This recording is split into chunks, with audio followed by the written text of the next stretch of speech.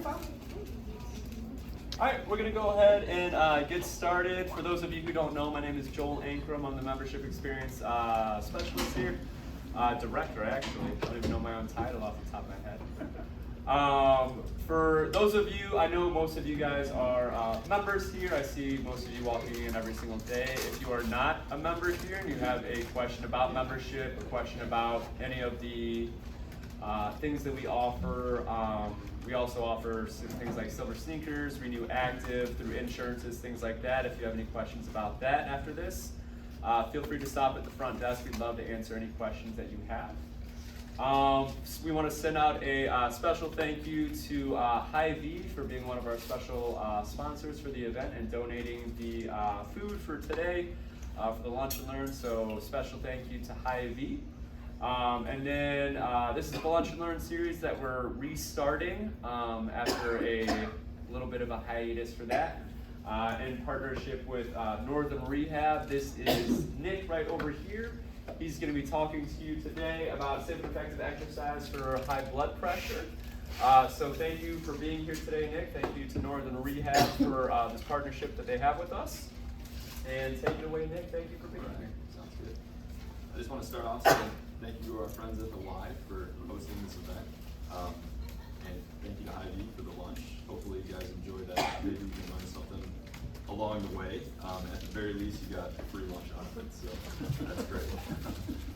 Bear with me, this is my first time using this kind of technology here, so it might take a little bit of a learning curve here. But as you can see, today we're going to talk about safe and effective exercise for high blood pressure. So we'll go ahead and get started there.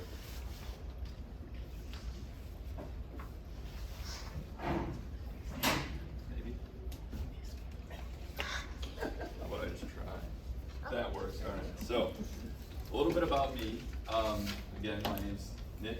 I did my undergraduate at Northern Illinois University. I studied pre-physical therapy, and I minored in biological sciences. So I started that journey in 2015, and then I graduated in 2019. And then I went on to pursue my doctorate in physical therapy. So I did that from 2019 to 2022. So I'm coming up on a year in practice here. Is that better? Okay. I might lose my voice at the end of this. So I'm coming up on that 1 year anniversary. So I also gave you guys some handouts. So a lot of those figures might look familiar as we kind of go through the slides. Feel free to take notes. Those are for you guys to keep. So anything you find interesting, if there is anything that you guys like, you can go ahead and write down. Yeah. Again, feel free to ask any questions throughout. If you guys have something come up, just pop your hand up or shout out. I don't fight. So, all right. Again, I started my career at Northern Rehab. I started that last May full time, and I've been there since. So I'm at this main location right here, kind of by the Texas Roadhouse. I'm there Monday through Friday from 9 to 6. So if you guys need physical therapy or are interested, come on by and see us. All right, so I want to start a little bit with kind of an introduction and overview here about what is high blood pressure. So I'm sure you guys hear this term all the time, high blood pressure, hypertension. Is there a difference? What does this mean, right? You go to the doctor's office and they say, hey, you have high blood pressure. So pretty much what high blood pressure is, I just want to clarify, high blood pressure and heart rate are two different things. We're going to talk about heart rate later, kind of how we can use it to our advantage when we're exercising, but they're two different things. Heart rate is the rate at which your heart is beating, while blood pressure is the amount of force that the blood is pumping through the arteries. Does that make sense? Are we on the same page?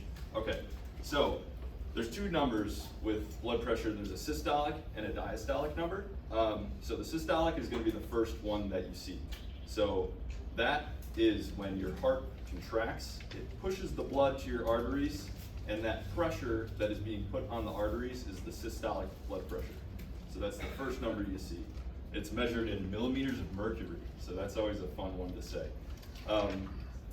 Then you have the diastolic, which is the bottom number, right? That's the second number you're gonna read, and that's the diastolic blood pressure. So that's the amount of pressure that's on your arteries when your heart is at rest. So in between beats, right? When your heart beats, it pushes the blood out into the arteries, and you get a high pressure, right? Because the blood is rushing through the arteries. And then when your heart relaxes, there's still blood in those arteries, but it's gonna be a lower pressure because it's not being forced out of the heart. Does that make sense? Okay, and then rate is just those beats, right? Boom, boom, boom. On the same page, we're good so far. So an example of that, right, would be 120 over 80. So 120 is that systolic pressure, and then 80 is that diastolic pressure. Good? And high blood pressure is also known as hypertension. So those terms are kind of interchangeable. So if you hear hypertension, that also means high blood pressure. Now we're going to talk a little bit about staging, and you guys might have looked ahead on your handouts there. So that's this figure here. So for the most part, there's a little bit of ambiguity out there, but pretty agreed upon in science and the medical field. Normal is going to be less than 120 for your systolic and less than 80 for your diastolic. So if you hear 120 over 80, that's a pretty solid number there. If you're lower than that, like you get high-level athletes. Some people just run a little low in general, but high-level athletes usually see those numbers kind of come down. Now, if we're too low, that's kind of a different discussion there. But that's going to be like orthostatic hypotension. When that number comes too low, you start to get like the dizziness and the lightheadedness, stuff like that. But again, that's a conversation for a different time. Hypotensive, that's called. So we're going to move on to the elevated category here. So that's going to be the 120 to 129 for systolic, and then less than 80 still for your diastolic. So I just want to clarify, these numbers are based off of when you're at rest. So when you exercise, these numbers are going to come up, mostly that systolic number, not as much the diastolic. So this is when you're completely at rest. If I were to take your guys' blood pressure right now, this is what we're categorizing it in. Does that make sense? Okay. So stage 1 hypertension is a step above that. So it's going to be the 130 to 139, or you're going to be greater than 80 in that diastolic. So either one of those or both is going to categorize you as stage 1 hypertensive. The next step, stage 2, is going to be greater than 140 for your systolic, and then greater for 90 for your diastolic. Again, it's either or both, right? And then finally, we have hypertensive crisis at the bottom, which is going to be equal to or greater 180 for the systolic, and then 120 for the diastolic. So if you came in to see me and you had those numbers, I'm probably going to say, hey, let's talk with your doctor before we kind of go on. Because if you're there at rest, that's going to go up when we exercise, and that's when I start to get a little nervous, because we're kind of going into some ground that, some new territory that I don't really want to enter. So at that point, I'm probably going to say, hey, listen, if you're on medications, there might be something wrong with the dosing. You might have missed your medications in the morning, or your doctor might want to consider changing those medications or your dosage, whatever the case may be. So I'm going to kind of refer you out at that point. So are we good here? Move on. I have a question. Yeah. Is there one or the other number that is more significant for attention to be given to it? I used to hear that the Not low number necessarily. was what we worry about. I don't know. Not necessarily. I mean, if you kind of follow these categories here, again, they're just categories of where they stage you. One is neither more dangerous than the other. They're kind of equally as dangerous in their own respective way. Exactly, right. Makes sense? Okay. I'm going to try to sprinkle in a couple jokes here just to keep it lighthearted here. So when studying high blood pressure gives you high blood pressure, this is me most of my time when I was in school. Just stressed all the time trying to, figure out what all these terms meant. So, all right. So we'll talk a little bit about like the signs and symptoms that you may experience. So shortness of breath, chest pain, you might have headaches, back pain. All these things are potential side effects that you might have if you have high blood pressure. But the unfortunate part about this is a lot of people are completely asymptomatic. So there's been several times where I've had a patient come in and things are just kind of off, or they haven't seen their doctor in a long time, and I'm like, hey, let's just get a blood pressure reading and make sure we're okay to, move forward. And they're 185, 190, 197 over whatever. And I'm like, okay, pump the brakes, you know what I mean? We have something we need to kind of address first before we get into, what we want to do here. So it is possible that someone has this condition and they just have no idea, right? They call it the silent killer, right? So it's named that for a reason, because majority of the people aren't gonna have symptoms, okay? All right, so some of the causes and potential risk factors, we have our non-modifiable causes and risk factors versus our modifiable. So things we can't change versus things we can change. So in the literature, there are certain qualities or characteristics that are part of a person's genome, right? And it just puts you at a higher risk for high blood pressure, right? You can't get away from that one. It's genetic, unfortunately. On the positive side, there are things that are modifiable, right? So you can have a genetic predisposition that puts you at higher risk for blood pressure, but there are also things in your life that you can modify, right, to help kind of modulate and mitigate the effects of high blood pressure. Does that make sense? So things we can modify are diet, inactivity, obesity, use of alcohol and tobacco, and stress. We're kind of talking about stress a little bit earlier with me studying high blood pressure, right? So all those things are things that we can change. The ones that we can't change so much, I don't want you to get hung up too much, like, oh my gosh, my father and his father had high blood pressure, so you know that's it for me. There are things we can still do to mitigate the effects of this condition here. Okay? Moving on. So the impact of high blood pressure, right? What does this mean for us? So we think about things like cardiovascular disease, which is the #1 cause of death in the United States and worldwide, right? Can you guess what one of the #1 risk factors for cardiovascular disease is? Shout it out. Hypertension, high blood pressure, right? So if we can mitigate the effects of hypertension, we can reduce our risk for cardiovascular disease and reduce our risk for death, right? Premature death. Okay? So that's kind of the main overview here, right? We want to live healthier lifestyles so that way we can do things and not have to worry about the scary cardiovascular disease. All right, so I had to bring in a little bit of research. I'm, a scientist at heart here, so I wanted to show you guys kind of the numbers behind this. So there was a paper done, this was in the International Journal of Cardiology and Hypertension. This was in 2020, it was published. So they took the United States population, they took a sample of it, a pretty big sample, it was large, between the years of 2017 and 2018. And they found that out of this sample, 49.64% of those individuals had high blood pressure, which is concerning, right? That might be stage 1, stage 2, blah, blah, blah. That's a concerning, that's an epidemic in my opinion. I think that's scary. Out of the individuals that had high blood pressure, 39% of those were considered well controlled with medications. So the remaining were not well controlled, even though they were on medications, right? So something's missing here, right? You're either on the wrong dose of medication, you're on the wrong medication, or we're not doing everything we can to mitigate the effects of high blood pressure, right? This is kind of a map that shows the distribution of high blood pressure across the United States.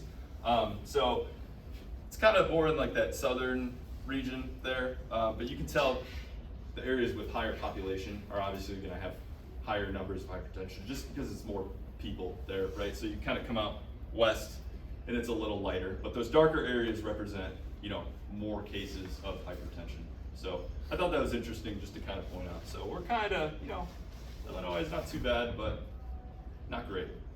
I'd like to see that completely light and white, but obviously that's probably never going to happen. So how do we monitor blood pressure? Where do we monitor blood pressure? I'm sure you guys go to the doctor, every 6 months, whatever it is, and they pop the cuff on and they shout out a number and write it down, and that's kind of the end of it if it's not like an alarming number. side note, what kind of drives me crazy about that stuff, a lot of times you go to the doctor, you walk all the way from the parking lot in, and you sit on the table, and they take it right away. That's not resting blood pressure anymore. So that's happened to me so many times where, like, you know, I go in for a physical or whatever it may be, and they put it on right away, and I'm like, can you give me 5 minutes and some water to kind of relax? So feel free, if you're in that situation, go ahead and ask, you know, the medical assistant, the nurse, the doctor, whoever it is taking the blood pressure, say, hey, can I just take 5 minutes to, you know, kind of chill out and get some water in me before, because I just walked from my car and I can feel, you know, I'm breathing a little heavier. So it's important to get accurate data, because that's how the doctor is going to know if they need to make a change in your medications, right? Oh, okay. Does that make sense? So you guys have the right to say, I know doctors are always like in a rush, but either try to get there a little early and sit down for a little bit, or ask, you know, for 5 minutes and a glass of water, because it is important for that accurate data. These are all kind of the general people who can and will normally monitor blood pressure. So we have, you know, cuffs at our clinic, and we'll do it, you know, pretty frequently. So physical therapists can do it, nurses can do it, occupational therapists, if you're going to see them, pretty much anyone can do it. Even individuals can purchase their own cuffs. So I think that's actually the same automatic cuff that we have in our clinic. And I know, I'm not gonna sell you anything here, but I know they are available for purchase. You can go to like a CVS or like Amazon if you wanna go online and try to buy something, and you can get them. There is a little bit of give and take in accuracy, but they're consistent within themselves. So if you're using the same machine over and over, and let's say you run 130 over 80 consistently, and then one day you use that same machine and you're 175 over 80, that machine still is consistent within itself, so that's a large spike in blood pressure, right? So it's a good guideline. If you are concerned about this and you do want to purchase something at home, I really think they're only like $40 to $50. Don't quote me on that, but they are available for you to purchase and you to monitor on your own. You obviously want to make sure that you don't have any contraindications for the blood pressure cuff. So like open wounds on your arm are a no-go for that cuff to squeeze. If you have like a dialysis shunt on your arm or a stent in one of the arteries in your arm, those are kind of contraindications to say, hey, I shouldn't use this arm, maybe I should use the arm that doesn't have that going on. But typically you want to take that in your left arm if you are doing it. And again, you want to give yourself some time to rest. So don't go clean the whole house and swim laps in the pool and then run straight to your car and pop it on. You know what I mean? Give yourself some time to calm down and then take that, if you do want to do that. If not, you can just kind of check on it with your doctor's office or ask your physical therapist if you're seeing one. Hey, can you just pop this on really quick while I, you know, put my jacket back on or whatever, get ready to leave. So would it be important to do it at the same time every day?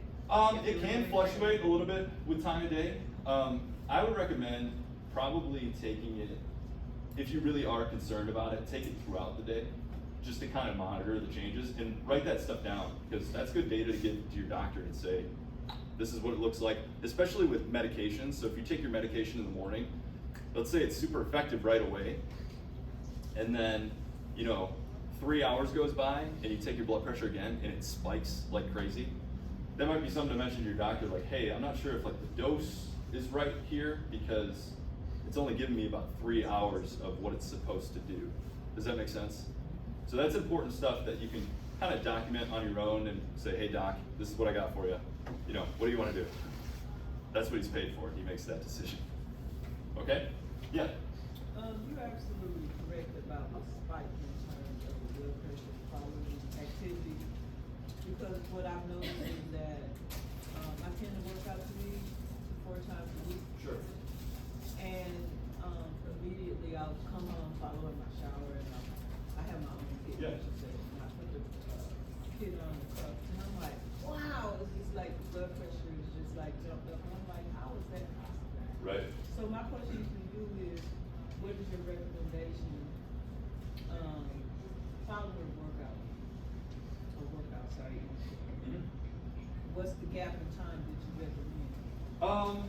Really, if you're sitting down completely at rest, I would say after like a hard workout where, you know, you're breathing heavy, give yourself like 20 minutes, right? Usually in the clinic, I am on a little bit of a time crunch, right, because we have patients coming in and out. But I'd like to give people at least 5 to 10 while drinking water just to kind of relax.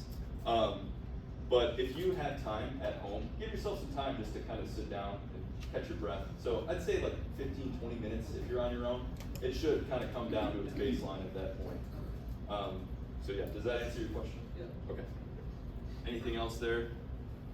Good to move on? Are we on time? All right. So, how do we manage it, right? Your doctor will likely, if you have high blood pressure, try some type of pharmacological management, which is medications, right? So it might be a beta blocker. They might just say, hey, you can do a baby aspirin for a little bit and let's see how that works. ACE inhibitors, calcium channel blockers, all those names, right? That might be kind of their first line of defense. Kind of what I'm suggesting here is how can we change our lifestyle to, I'm not saying get off your medications, but how can we change your lifestyle to maximize the effect, right? And get the best outcome possible. So that's where we have to make a change in our activity level because that's what has the research behind it.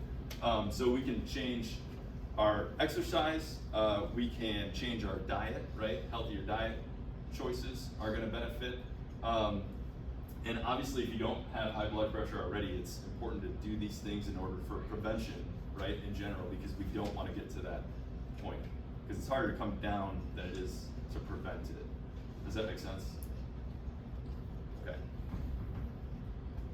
So, let's talk a little bit about medications here. So I think I've touched on this a little bit before, but your doctor will likely say, hey, we're gonna try like a lisinopril, right? That's a common one that you guys might know, or metoprolol, the one that no one can pronounce, metoprolol? I think that's it, metoprolol. So that's a beta blocker that's pretty common that the doctor might say, hey, let's try one of these, or a baby aspirin, or one of the other categories of blood pressure medications. So in a lot of people, these are effective and they do work, but what I want you to think about, is that really lowering your blood pressure, or is that just the medication being good at its job, right? You still have all these other factors, whether it's stress or inactivity or obesity or smoking or alcohol, that pile into this, and then you slap the medication on top, kind of like a Band-Aid, and it's fixed, my number's where I want it, but you have all these other categories where we can still improve, right? That's what I'm trying to get at, is maximizing this benefit and this outcome, right? So we can use drugs to our advantage, but there's some other things that are important to bring in to the equation here to get what we want in the end, right?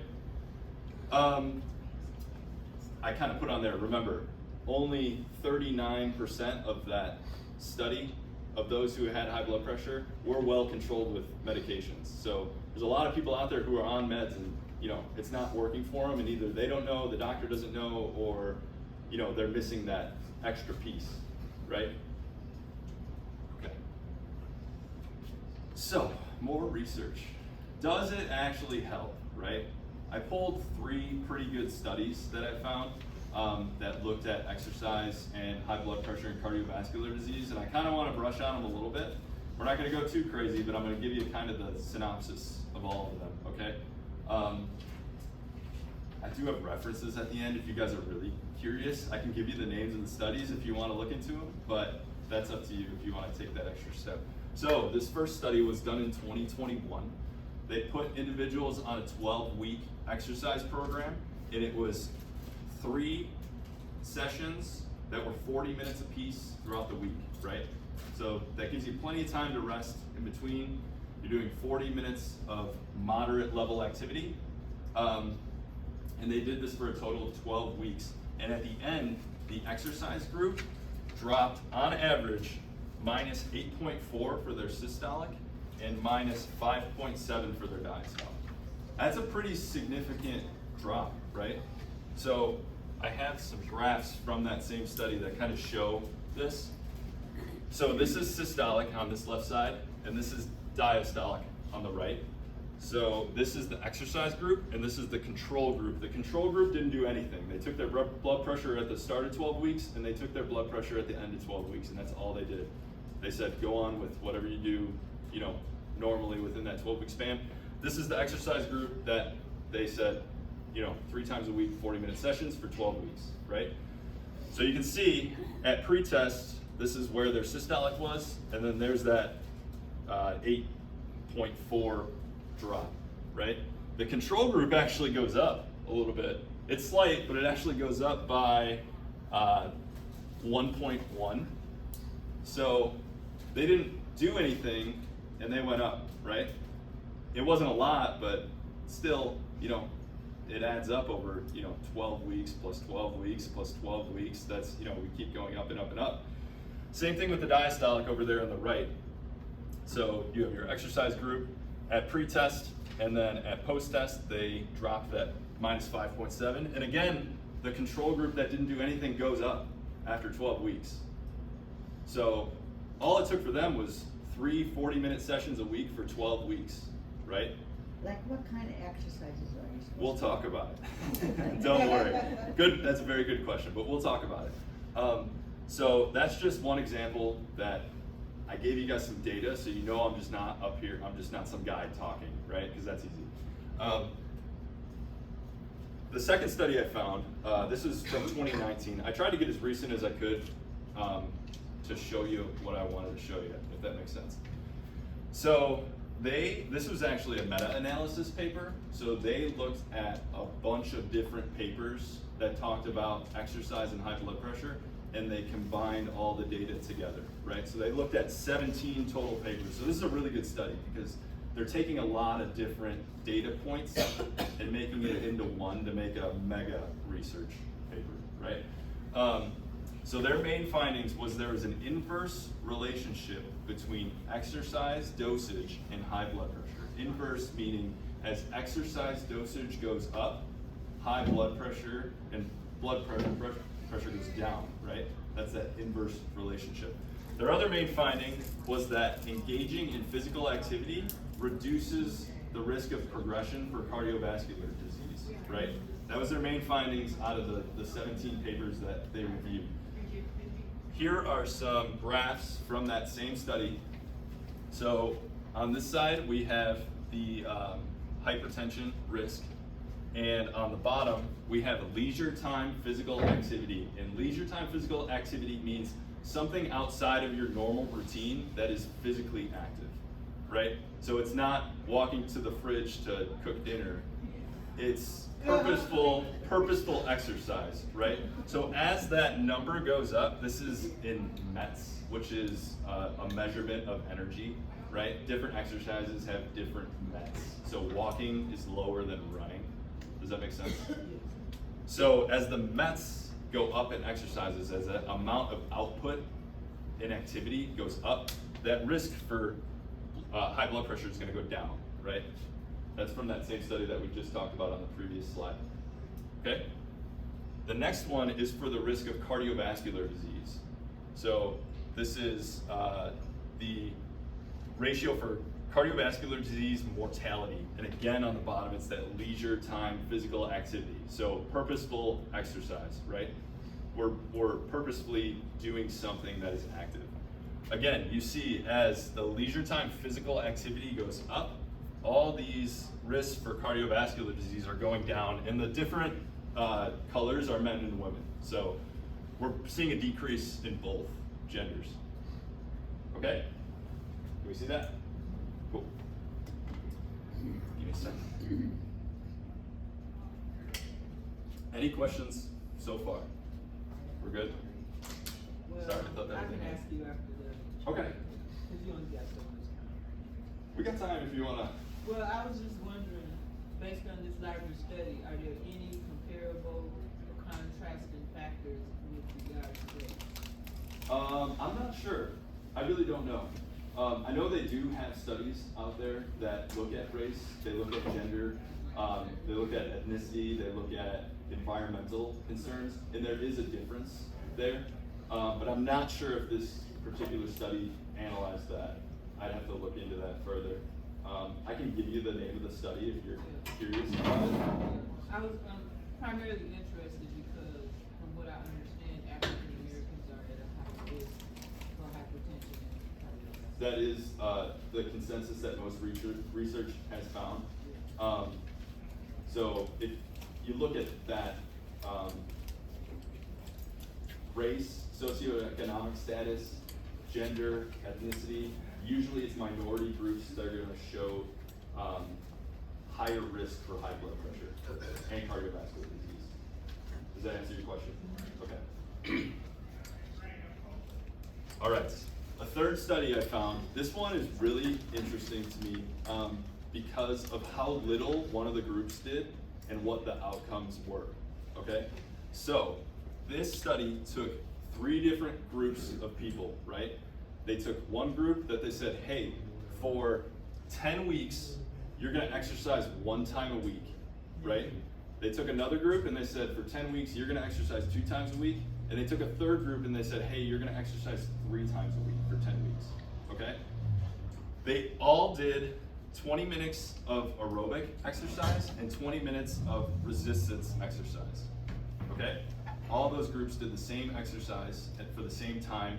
It was just the frequency at what they did, it changed, right? And they all trained at moderate intensity, which we'll kind of talk about later. So, this is the results. I know this is really small, but I'll break it down for you. This is the pre-test. They have systolic and diastolic blood pressure. Let me kind of come around here. So, for the 1 week group, this is their pre-test blood pressure for systolic and diastolic. So they were 127.83 over 75.96 for their blood pressure on average across the people in that group. Generally, like healthy population, right? That's like that elevated category. So like that's not too concerning of a number. Still, at the end of 10 weeks, that group had an average drop in systolic minus 4.19 in the systolic and minus 1.97 in the diastolic. And they were exercising 1 time a week for 10 weeks, right? And you see the second week group had a minus 3.14 and a minus 1.36 drop. The 3 time a week group had a minus 4.63 and a minus 2.15 drop. So all these people are seeing drops, but even the one that only did 1 time a week had benefit, which is kind of crazy, right? Just that little of activity. They were doing 20 minutes of aerobic and 20 minutes of resistive activity once a week for 10 weeks, and they had a drop in 4.19, right? That's kind of incredible. So it just goes to show a little bit goes a long way. That's kind of what the message of this is, right? Any questions there? Sorry. Yeah. I've heard that there's some evidence that exercising 3 times a day for 10 minutes is almost the same as exercising for 30 minutes straight. Do you know anything about that? Yeah, a lot of those recommendations, like we'll talk a little bit about it. It's in your handout too. I pulled it from the American College of Sports Medicine, which they give a really good recommendation list. We'll talk about it. But they don't discriminate against breaking that time up into pieces, right? So we talked before, as your volume of exercise goes up, you're gonna have greater results, but you're right, a little bit each day can still have benefit. Does that make sense? But if the recommendation is 90 minutes per week, you can break that up, right? You can do 10 minutes this day, 20 minutes this day, you know, pick and choose what you like. A little is better than nothing. I'm just kind of giving you what the research shows and what is kind of agreed upon, but obviously life gets in the way. You gotta pick up your grandkids or kids or do what you gotta do, right? And you're not gonna be able to get your full workout in every single day like you had planned on, but still a little bit can go a long way. Does that answer your question, though? Yes. Okay. All right. Kind of just interesting to point out, they also looked at body fat, fat weight, and then lean weight. So there's a difference between your weight in fat and your weight in muscle. And all those showed benefit as well. So you're improving your blood pressure, but you're also improving your body fat and your lean weight, your muscle weight. Okay? So here's kind of the recommendations that we were talking about. This is the American College of Sports Medicine that puts out these numbers. So they have this thing, it's called the FIT principle, right? Frequency, intensity, type, and time. Those are kind of the categories. So again, this is what the College of Sports Medicine says. 5 to 7 days per week of aerobic activity, that seems like a lot, right? And then 2 to 3 times per week for resistance. So they want a combination of those two, but those previous studies show that, 3 times a week of a mixture do pretty well still. Intensity, they want moderate intensity, and we'll kind of talk about how we can find this moderate intensity. But that's gonna be 40 to 59% of your maximum heart rate, okay? We'll talk about that, don't get too concerned. Or we can use an RPE scale, which we'll also talk about. Time, 90 to 150 minutes per week, and that can be broken up, right? You don't have to do it all in one day. Don't go do a 150-minute workout and not be able to get home. But that's kind of the goal, right, that they want you to get between. And then type, we kind of talked about this before. Aerobic is typically known as like the better of the two if you're truly trying to lower blood pressure. Resistance is good too, or a combination of the both. Okay, and we'll talk about what falls in those categories to kind of answer your question from earlier. Okay, good to move on. All right. So, how do we figure out what moderate intensity is, right? So there's the super scientific way, and then there's the easy way. I'm going to show you guys both, and you can pick which works best for you. If you are on a beta blocker, though, you're going to have to go the easy way because you're not going to get an accurate representation with this way, right? So this guy Carvonin, he came up with this formula on how to find, based on your heart rate, what intensity you are working at, right? So there's a lot of different ways to find heart rate. I have like the Apple Watch, which will calculate it for me, and that makes it super easy. But if you don't have a smartwatch or something that can track it, you can do it the old-fashioned way. So we'll try to find our pulse points here. We have our radial pulse, which is right here. Everyone can try to find it. So you kind of go right beneath the thumb and press down. Try to use 2 fingers. Don't use your thumb because your thumb has a heartbeat in it. So 2 fingers on the radial pulse, and you just count the beats for 30 seconds and multiply by 2, and that's your beats per minute, right? So if I get 30 beats in 30 seconds, 30 times 2 is 60, that's 60 beats per minute. Or you can count for a full minute, that's fine. But try to make it easy on yourself. That's one. The second one is the carotid, which is kind of just to the side of the throat. You push down and you'll feel it. Beep, beep, beep. Everyone got it? I don't recommend doing both at the same time because that's not a fun time. So you can do the same thing. Count for 30 seconds and you get your, again, this is resting heart rate, so when you're at rest, right? So we can't be running around and then check it. We'll get to that. So once we have our resting heart rate, and if you know your age, we're good. That's all you need to plug into this formula. So I gave you the blank formula on there, but this is my example using me. So the first thing we're gonna do is we're gonna take 220, that's the magic number that Carvonin came up with, but it works really well. And we're gonna subtract our age from it.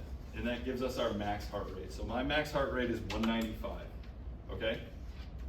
As your age goes up, that number is gonna come down. Then I'm gonna take that 195 and subtract it from the resting heart rate that I just calculated by myself, okay? So I did it when I was making this, and my resting heart rate is 70. So I'm gonna take 195 minus 70, and that gives me 127, which is known as my heart rate reserve. Fancy word. We don't need to know what it means. So now we talked about moderate intensity is between 40% and 59% of your max heart rate, right? So we're gonna take that heart rate reserve and I'm gonna multiply it by 40%, 0.4, okay? And then I'm gonna add my resting heart rate to it, and that gives me the bottom number of moderate intensity, okay? So if I'm trying to exercise in moderate intensity, my lowest number I can go to is 120 beats per minute. So let's say I run on the treadmill for a little bit and I check my heart rate and I'm 117, right? I'm not in moderate intensity. I need to be over 120 to be in that moderate range. Does that make sense? Okay.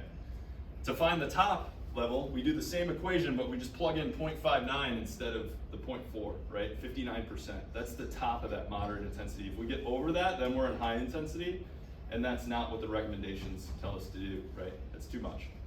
So that gives me 144. So when I'm exercising, if I want to stay in moderate intensity, I need to be between 120 and 144 beats per minute, right? And all it takes is 30 seconds while you're working out just to kind of check what your pulse is and multiply by 2. Does that make sense? We're all on the same page? Okay. Again, that's the hard way. Everyone take a breath. Whew. Okay, so I talked a little bit before about an RPE scale, a rate of perceived exertion scale. So there's different ones out there. I gave you what I think is the easiest is rating it from 1 to 10, right? 10 being the most activity you've ever done in your life, and you're not gonna be able to make it home. 1 is you're sitting on the couch watching TV, right? And we're gonna call moderate intensity between that 4 and 6, okay? So 4 and 6, we kind of wrote it out to say you're breathing heavy, but you can hold a short conversation. So you wouldn't be able to stand up here and give this huge presentation right now, but you'd be able to, talk about the weather or something, right? If you're doing vigorous activity, that's 7 to 8, you're short of breath and you can only speak about a sentence, right? That's vigorous activity. So that's too much based on these recommendations, right? You might be pushing a little bit too hard. And then light activity is, you can maintain it for hours. So this is just kind of walking around at a leisure speed, right?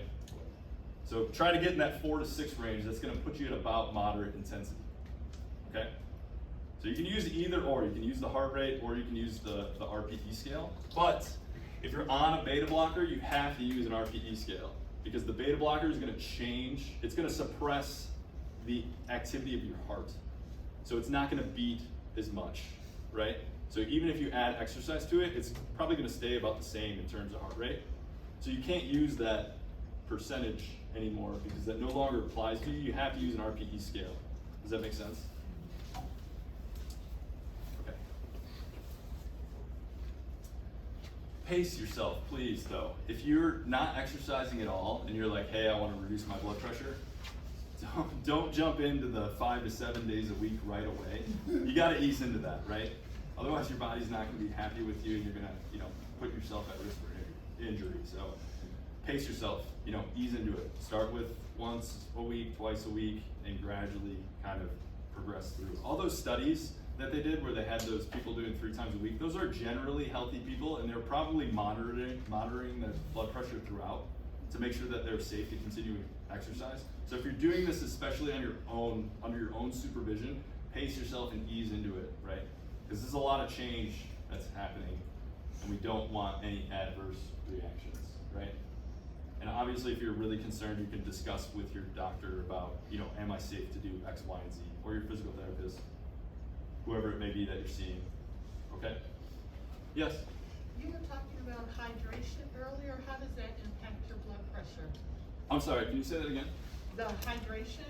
Hydration? How does that impact your blood pressure? What's a good level to maintain? If you're dehydrated, that means what can happen is your blood may be thicker, and it's gonna take more pressure to push that thicker blood out. So that can elevate your blood pressure. So you wanna stay hydrated that way, unless you have like a condition where you're on like a restricted amount of liquids. You wanna try to stay hydrated throughout the day because that's gonna add benefit. Okay? Yes? Can you give me an example of a beta blocker? Anything that usually ends in LOL. So we talked about that. Yep. Metoprolol, that one that I always. What's the other one you said earlier? What's that? You said one earlier. You didn't say Lisinopril. Yeah. IL, that's different. So anything usually it's LOL is going to be your beta blocker. That's kind of my cheat code to that one. Okay. those letters are at the end of the At the end, drug. yeah, for the most part. Sometimes if it's a different brand, it might be different, but for the most part, LOL is gonna be that beta blocker. Okay, we're getting toward the end here. So exercise types. These are examples of aerobic versus resistance. So aerobic is gonna be your walking, your swimming, your jogging, your cycling, right? Those things are more like cardiovascular type exercises. So the treadmill, the bike, the elliptical, walking around the track, swimming in the pool, those are all aerobic-like activities.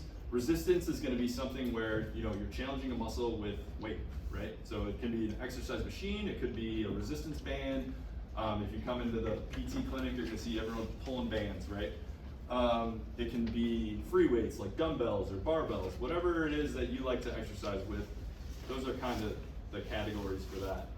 Okay, and again, I said we can kind of use a mixture between these two, whatever one you like more. They both show benefit at the end of the day. Aerobic maybe a little bit more than resistance, but a combination is usually pretty good overall.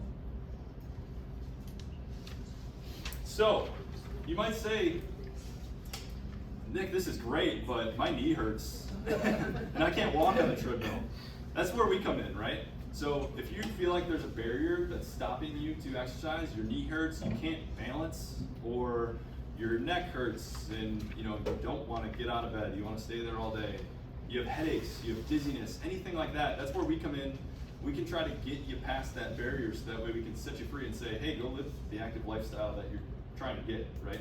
So physical therapists can help, build that strength, build the stability, build the range of motion, whatever it is you may need to take that extra step to, take control of your health.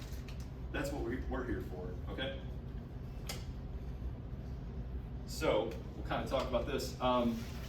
We can help you achieve your goals. Again, I kind of touched on that already. In Illinois, you don't need a doctor's script or referral to come see a physical therapist.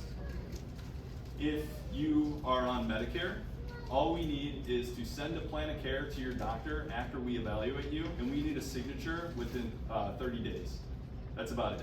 So some doctors will sign off. Some doctors will say, hey, I want to see you in my office first before I sign off. So it's usually not that big of a deal. Majority of the doctors that are local to the area are pretty good about signing off with what we do. So we're in constant communication. We're sending a note to them about every 10 visits to keep them updated on what we're doing in the clinic and how we're progressing, and if we need more visits or if we're going to call it there. Okay? So without their recommendation, you would automatically send information to the doctor anyway? Yep, Just we ask can us. get their fax number. We just get their name from you. We get their fax. We, send them our note. And like I said, some majority of them are going to say, "Hey, sounds great." They sign off, and we're good to go with Medicare standards. Some of them say, "Okay, that sounds okay, but I want to see him in my office first before we go forward," and they might want to have a conversation with you. But for the most part, we're pretty good about getting signatures there. Okay? Any questions? That was a lot. How'd we do on time? Okay. We got about, 7 minutes left? I can stay a little later too if needed. I have a question. I'm diabetic. What is the relationship between It's a factor, right? They're all pieces of the puzzle. The thing you want to probably be careful about is like blood sugar levels while you're exercising, right? Because that's just another component to the formula there. So, keeping that moderate intensity, but not, going too low with that blood sugar. That's kind of the main thing that you kind of want to keep in mind there. But I'm sure there probably is a relationship between people with diabetes and also high blood pressure. I'm sure there's a relationship because it impacts your lifestyle, right? So, does that answer it?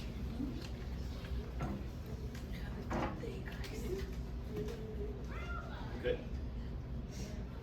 We good? Okay, you guys all have our information. You have my card, my bio. The phone number on the card, I think we'll send you to the main office. But like I said before, we have 4 locations. So we have a Genoa, Rochelle, and then we have a DeKalb Lincoln Highway, and then we have the DeKalb over here on Bethany. So whatever one works best for you, if you're interested in talking to us, there's kind of locations spread out throughout the area that might work for you. But if you don't have any questions for me now, you can always kind of reach out. I have my email on that card as well. If you want to shoot me an email, you can do that. I'm happy to help where I can. Okay? Does Medicare cover the cost? It depends on the plans, but for the most part, like a pure Medicare plan will. Yeah, and there's a cap as well. There's a Medicare limit. So it kind of gets, you know, a little gray in that area, but yes. All right, awesome. Thank you very much, Nick. Appreciate you taking the time to come in and talk to us. Once again, thank you, Nick. If you have any physical therapy, any rehab needs, anything at all, we strongly suggest Northern Rehab. They do great things over there. If there's anything, like he said, hampering you from being able to work out and do your fullest here, they'll be able to help you out with that. We want to make sure that you're getting everything that you possibly can out of this facility as well. Once again, if you are not a member and you have any questions, please feel free to ask me. Stop at the front desk. We'd love to answer any questions that you have. Or if there's any questions that you have about classes that we have that might be beneficial to you as well, or anything that we offer like that as well, we would love to answer any questions like that. So once again, thank you to Hy-Vee for providing the food for today's events. Thank you to Northern Rehab for being here. Thank you to you guys for showing up. The next Lunch and Learn that we have will be next month. It is going to be related to swimming. So it's going to be swimming and physical therapy, how that's going to be related. So if you have any big active swimmers here, any interest in that, that's going to be an evening Lunch and Learn, as weird as that sounds. So that's going to be like maybe like a dinner and learn. I'm not sure what that's going to look like, but that's what it's going to be. All right, once again, thank you to Nick, thank you to you guys. Have a great rest of your day.